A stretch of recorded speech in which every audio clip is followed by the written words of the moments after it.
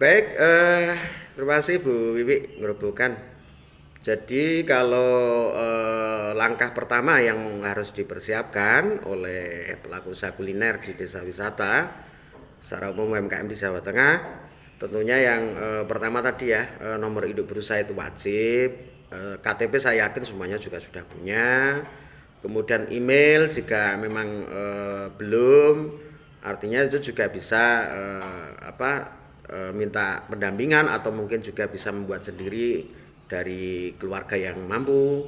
Kemudian yang ketiga adalah disiapkan produk yang di situ sudah ada kemasan, ada labelnya. Nah, itu menjadi pokok yang pertama, Pak Roris. Kemudian selanjutnya bisa menghubungi pendamping-pendamping halal dari lembaga pendamping. Ada lebih dari sekitar 15 lembaga pendamping ya yang masuk di Jawa Tengah. Lembaga yang notabene dari kampus itu juga ada UIN Sunan Kalijaga Yogyakarta, ada UIN Wali Songo Semarang, ada juga beberapa kampus di Jawa Tengah, saya tidak hafal semua. Kemudian lembaga-lembaga agama juga ada yang masuk seperti komunitas Ansor, kemudian juga beberapa komunitas yang lain. Nah, kalau kesulitan tidak tahu bisa menghubungi di Satgas Kalal Kemenak masing-masing kabupaten kota, tanya kami mau minta pendampingan ini dari lembaga pendamping mana, atau ke Dinas Koperasi UKM masing-masing kabupaten kota.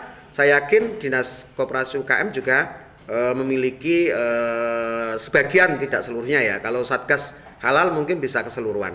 Itu kira-kira pendamping siapa yang ada di kabupaten kota masing-masing. Saya kira itu Pak Roris.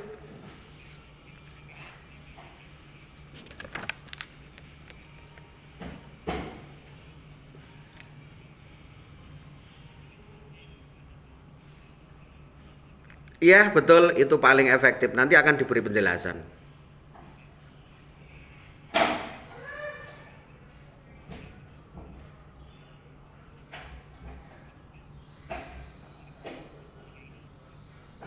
Kalau sekilas ya, artinya kami juga belum mendapatkan data keseluruhan dari semua pendamping lembaga pendamping halal di Jawa Tengah ya.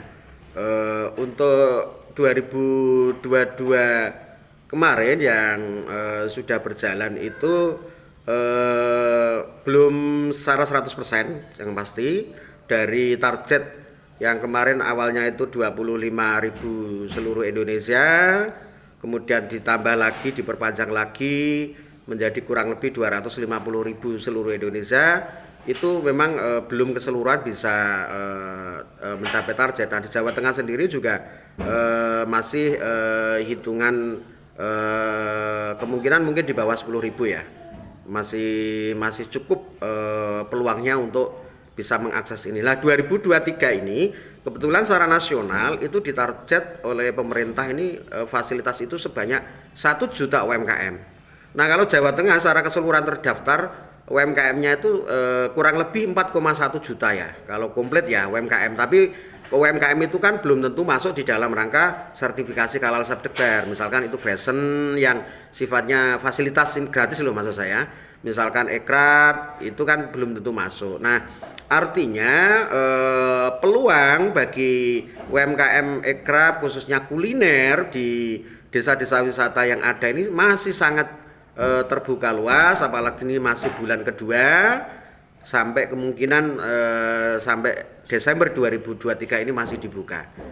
Segera saja Bapak Ibu pendengar setia RRI Semarang, jika berminat bisa menyampaikan ke tadi petunjuk saya di dua. Kalau memang kesulitan bisa tadi ngubungi saya harus kemana Pak, nanti saya coba teruskan ke teman-teman pendamping yang ada di lembaga pendamping di Jawa Tengah. Demikian Pak Rory.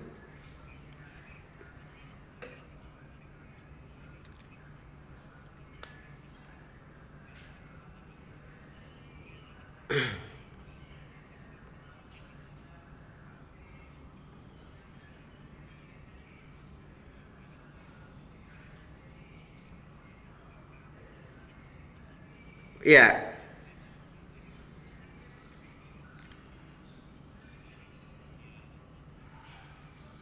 iya, iya.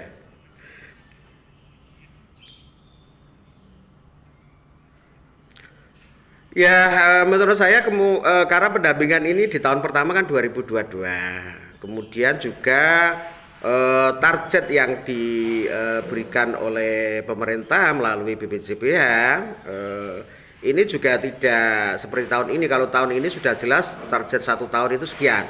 Kalau kemarin itu ditutup 30 Juni 2022 untuk yang pertama. Artinya di situ 25.000 se-Indonesia itu memang betul-betul ibaratnya kalau teman-teman pendamping membantu itu ibaratnya ini spot jantung ya, karena 30 Juni setelah 30 Juni itu udah bisa mendampingi dalam rangka pendaftaran di akun Sikalal.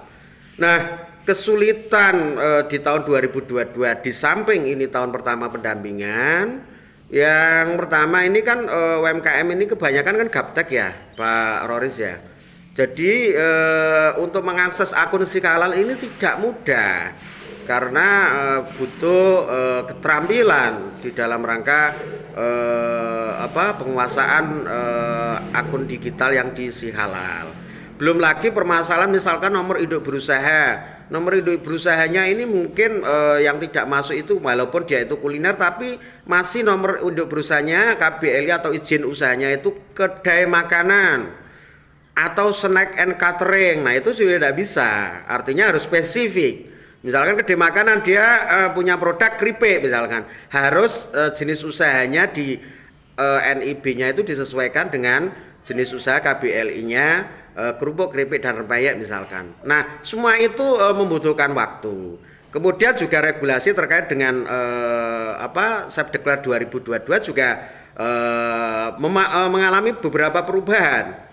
Ketika awal-awal itu tidak diwajibkan oleh Komisi Fatwa, sidang Komisi Fatwa untuk memasukkan input bahan kemasan yang harus bersertifikat halal dan juga bahan cuci ya,